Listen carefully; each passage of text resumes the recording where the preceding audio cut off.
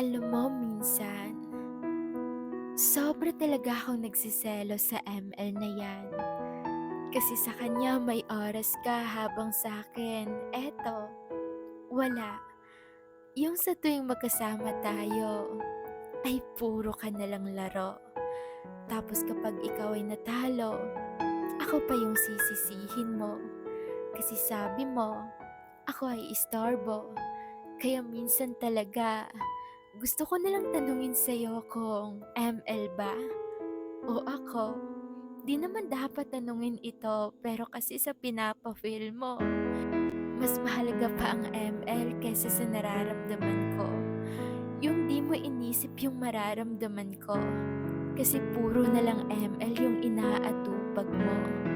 Kaya mahal, kung sakaling ako'y mapagod man at mawalan ng gana, huwag ka sanang magtaka ha, kasi 'di naman ako mag-iiba kung pinaramdam mo lang sana na ako'y mahalaga.